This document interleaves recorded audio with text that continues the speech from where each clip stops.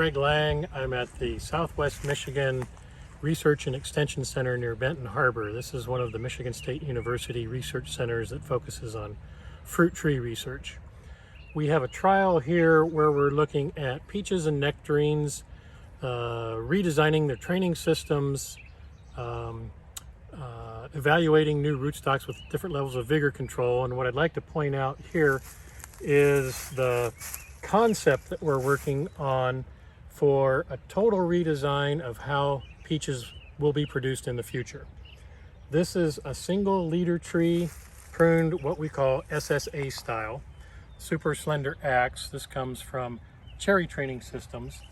The idea is to prune very severely annually to a single or two fruiting shoots, one fruit per shoot, maybe two new shoots to grow. Here we got one fruit with a new shoot, one fruit, two shoots. But the whole idea is to keep the fruit back close to the leader, keep the new growing points back close to the leader, and allow the new shoots to grow out to provide just the number of leaves that we need to size this fruit up to a marketable level. So that's the first key aspect of redesigning the training system.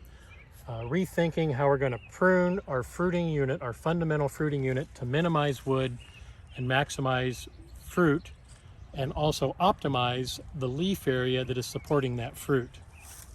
So one of the key goals with this type of single leader, single fruit per shoot, very severe pruning training idea is, as we redesign the production system for peaches and nectarines, we are simplifying the tasks for labor and increasing the efficiency of the tree as well as the efficiency of labor. So with a very narrow canopy, we maximize the photosynthetic capacity of all of the leaves that are close to the fruit. We minimize the shade that could develop as these shoots grow out, and that's what peaches are famous for, is excessive vigor and too much shade back in the centers and losing the fruit-bearing area. As you can see, we're maintaining fruit in a 12-inch column along this leader, and that's the goal, is to always maintain the fruitfulness within the column over the life of the orchard. It can only be done with this level of severe pruning, perhaps some summer hedging, and the concept of only one fruit per branch. That simplifies the labor efficiency so that laborers aren't making any decisions other than, do I leave one fruit here, do I leave one fruit on that branch, etc.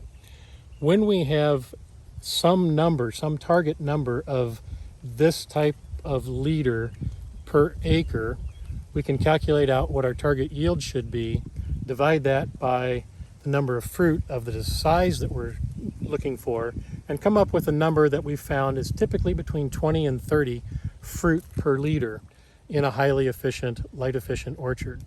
So calculating 20 fruit on this tree, we're right now probably at that 20 to 25 fruit.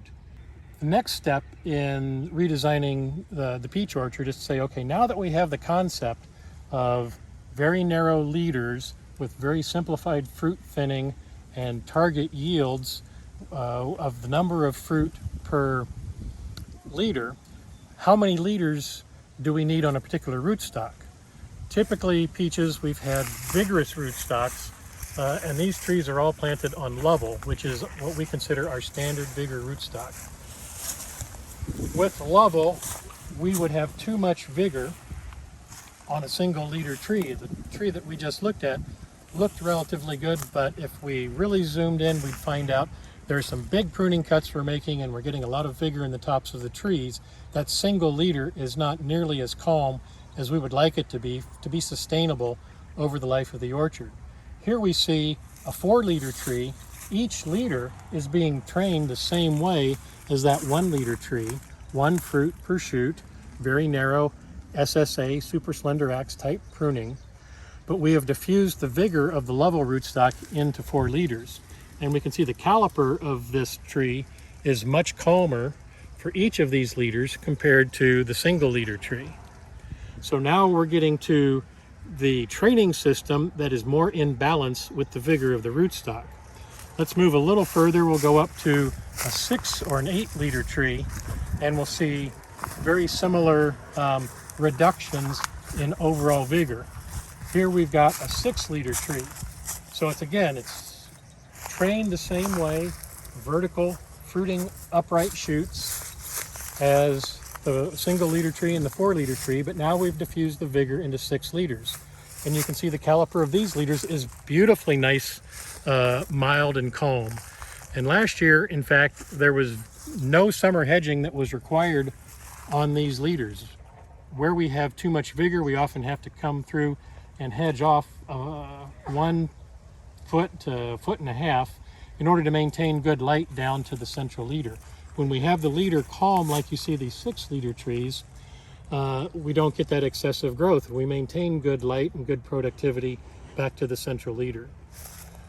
So the next phase of redesigning the peach orchard is, now that we understand how to narrow and columnarize, so to speak, the fruiting wood, creating individual leaders that give us a target number of fruit at a calm level, matching the training system with the rootstock, but putting it in a planar architecture, so more UFO-like. So we're marrying 2 different training systems, a UFO planar multiple leader training system with SSA severe pruning.